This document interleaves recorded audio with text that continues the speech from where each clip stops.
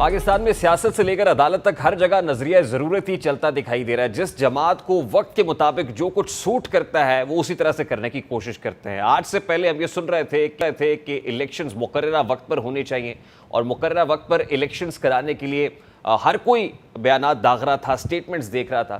لیکن آج سبھی جماعتیں, پیپلز پارٹی اپنا ایک سٹانس لیے ہوئے ہے, لیکن کم و بیش تمام جماعتیں یہی رائے رکھتی ہیں کہ الیکشن کمیشن آف پاکستان نے فیصلہ کرنا ہے اور نئی مردم شماری کے تحت ہوگا تو الیکشن کمیشن کے کاندھوں پر ڈال دینا چاہیے. اس پر بات کریں گے. اس وقت JUI کے رہنما مفتی کفایت اللہ صاحب ہمارے ساتھ موجود ہیں. السلام علیکم مفتی صاحب, بہت بہت شکریہ آپ کے وقت کے لیے.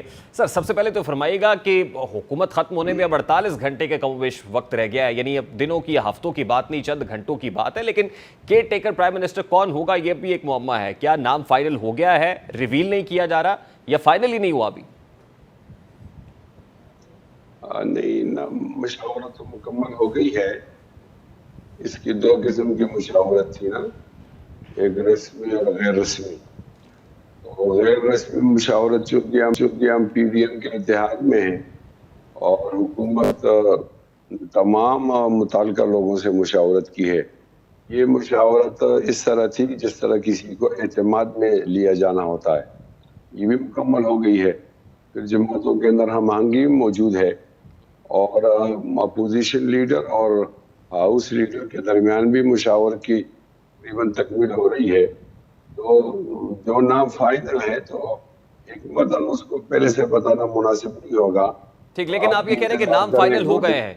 JUI کے ساتھ جو غیر رسمی مشاورت ہوئی ہے, ظاہر ہے رسمی مشاورت تو پھر لیڈر آف دی ہاؤس اور لیڈر آف دی اپوزیشن کے مابین ہی ہوگی.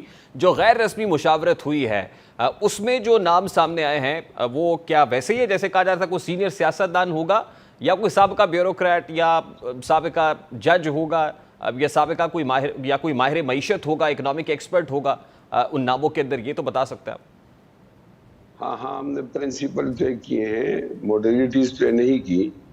پرنسپل یہ ہے کہ وہ آدمی ہو جس کا سیاست سے تعلق ہو. یہ سیاسی منصب ہے, غیر سیاسی تو ہے نہیں. تو کوئی ٹیکنوکریٹ یا کوئی بیوروکریٹ یا ریٹائر جج اور یا اس طرح کوئی صحافی اگر ان کے منہ میں پانی آتا ہے تو وہ نہیں آنا چاہیے. یہ سیاسی آدمی ہوگا. تو جو نام آپ نے فائنل کیا وہ سیاسی آدمی کا ہے؟ یہ سیاسی آدمی ہے. دوسرے یہ کہ چونکہ ہمیں معروضی حالات بھی درپیش ہے. معروضی حالات کے اندر سیکورٹی کے بھی حالات ہیں اور آپ سنتے ہیں روزانہ جو کچھ ہوتا ہے KPK کے اندر, اور ہم ایک معاشی پوزیشن کے اندر بھی ہیں, ایک بحران کے ساتھ گزر رہے ہیں. تو تمام چیزوں کو دیکھ کر بالغ نظر سیاسی رہنماؤں نے ایک مناسب فیصلہ کیا ہے. وہ سیاسی شخصیت جس کو آپ نے فائنل کیا ہے ان کا معیشت سے بھی تعلق ہے؟ میں عرض یہ کر رہا ہوں نا, اس طرح تو پھر آپ بالکل وہیں پہنچ جائیں گے جہاں میں آپ کو پہنچانا نہیں چاہتا.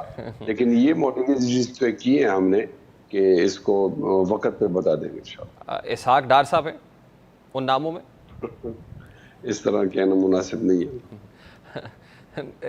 اسحاق ڈار صاحب وہ شخصیت ہے جو سیاسی بھی ہیں, ظاہر ہے معیشت کو بھی اچھے طریقے سے سمجھتے ہیں, اور ان کا نام پہلے سرکولیٹ بھی ہوا تھا جس کے بعد تردید ہو گئی. تو کیا اب آپ تردید کر سکتے ہیں؟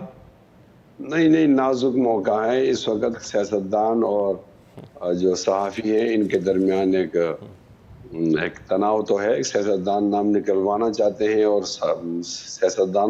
صحافی نام نکلوانا چاہتے ہیں, اور سیاستدانوں نے اپنا منہ بند کیا ہوا ہے. یہ پوزیشن تو ہے نہیں, لیکن جب آپ نام نکلوانا چاہتے ہیں تو نام نکلوا تو لیتے ہی ہیں, اور میرا خیال ہے کہ سننے والوں کو بھی اب تو بڑے سمجھدار ہیں. نہیں, کیس ٹو کیس ہوتا ہے نا. کسی سے اب جلدی نکلوا لیتے ہیں, کسی سے دیر تک بھی نہیں نکلوا سکتے. یہ ایسا بھی جنگ ہوتی ہے. میرے خیال میں یہ ایسا ہی ہے. تو جو نام ابھی تک ہم نے ڈسکس کیے ہیں وہ نام نہیں ہیں, ان میں سے تو کوئی نہیں ہے, یہ کنفرم کر سکتے ہیں؟ میں ایسا تو نہیں کہہ سکتا, لیکن یہ کہہ سکتا ہوں کہ وہ پاکستانی ہوں گے اور ان کا سیاست سے تعلق ہوگا. یہ سیاسی منصب ہے اور بہت سارے معروضی چیزوں کو بھی ذہن میں رکھ کر یہ فیصلہ کیا گیا. ٹھیک ہے, یہ نام کب تک ریویل کر دیا جائے گا مفتی صاحب؟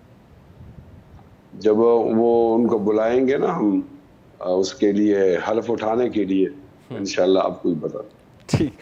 اچھا, یہ الیکشن کمیشن آف پاکستان کا بڑا امپورٹنٹ اجلاس ہوا ہے, نئی مردم شماری کو ڈسکس کیا گیا. آپ کو بیش تمام تر جماعتیں ہی یہ راگ الاپ رہی ہیں کہ نئی مردم شماری کے تحت ہی انتخابات ہونے چاہیے, یعنی سب کا اس پہ اتفاق ہے.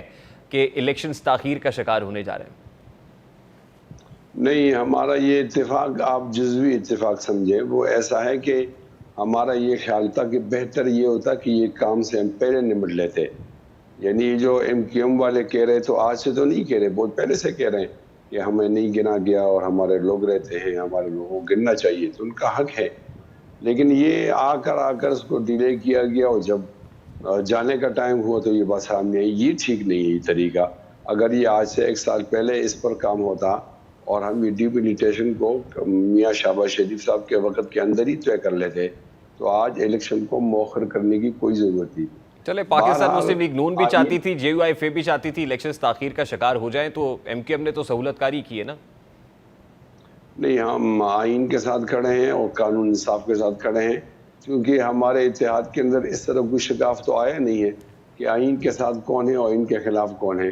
لیکن جب موقع ملے گا تو آپ کو اندازہ ہو جائے گا کہ جے یو آئی ایف جو ہے وہ پاکستان آئین اور قانون کے ساتھ کھڑی ہوگی. پھر ہمارے لیے اتحاد زیادہ اہمیت نہیں رہے.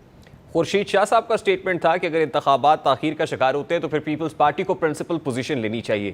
کیا پیپلز پارٹی، اور ظاہر ہے پی ڈی ایم کا حصہ نہیں ہے پیپلز پارٹی، تو کیا پیپلز پارٹی کے ہاں کوئی ریزرویشنز موجود ہیں اس فیصلے پر؟ نہیں، اصل میں یہ جو حکومت تھی نا، انہوں نے مشکل فیصلے کیے ہیں، تو مقبولیت پر تو اثر پڑا ہے. تو اس مقبولیت کے اثر کو دوسرے پر ڈالنے کے لیے ہر ایک پارٹی چاہ رہی ہے کہ جب ہم جائیں عوام کے پاس تو ہم پر یہ بوجھ نہ ہو یا کم از کم ہو. تو اس طرح کی آوازیں آتی ہیں. چونکہ پہلے پی ٹی آئی کے چیئرمین تھے تو پی ٹی آئی کے چیئرمین کے خلاف ایک اتحاد بنا اور وہ اتحاد کامیابی سے ہمکنار ہو گیا. یہ تو ساری عمر کے لیے تو اتحاد نہیں تھا. انہوں نے کچھ غلطیاں کی تو وہ سیاست سے ناک آؤٹ ہوئے، اور ہم نے کچھ جرات کی تو ہم نے اس کو حکومت سے نکالا. اب یہ لوگ آپس کے اندر لڑیں گے نا. اب ظاہر یہی منظر ہوگا، پس منظر ہوگا، یہی پیش منظر ہوگا. تو جب یہ لوگ آپس میں لڑیں گے تو اس سے پہلے کچھ آوازیں تو آئیں گی نا کہ کل کے جو حریف تھے آج حریف بنیں گے، تو کچھ آوازیں آئیں گی. یہ جو آپ بتا رہے ہیں یہ اس طرح کی آوازیں ہیں، اس طرح پریشان نہیں ہونا چاہیے. ٹھیک، یعنی بظاہر کہتے ہیں لڑتے ہیں اور ہاتھ میں تلوار بھی نہیں، بظاہر لڑ رہے ہوں گے لیکن ویسے سیم پیج پہ ہیں. نہیں، وہ یہ میرا شعر ٹھیک نہیں ہے. جی، وہ تو ظاہر ہے ہم تلوار کے ذریعے تھوڑی لڑ رہے ہیں، ہم تو ووٹ کے ذریعے لڑ رہے ہیں. ہر ایک پارٹی کا اپنا ایجنڈا ہے. ہم نے قوم کو اپنے پارٹی کی طرف موڑنا ہے. ظاہر اتحاد کا احترام ہوتا ہے، ایک جگہ تک ہوتا ہے. تو اس صورتحال کے اندر جب ہم اپنے ایجنڈے پہ جائیں گے تو تمام باتیں تو ہم دوسرے کو نہیں مانیں گے. ہمارا اتحاد ہے، ایک پارٹی تو ہے نہیں نا. تو اتحاد میں یہ آوازیں آ جاتی ہیں، یہ کوئی ایسی بات نہیں. ٹھیک، مفتی کفایت اللہ صاحب بہت شکریہ آپ کے وقت کے لیے. I have to take a short break. بہت شکریہ مفتی کفایت اللہ صاحب، جے یو آئی ایف اے کے رہنما ہمارے ساتھ موجود تھے.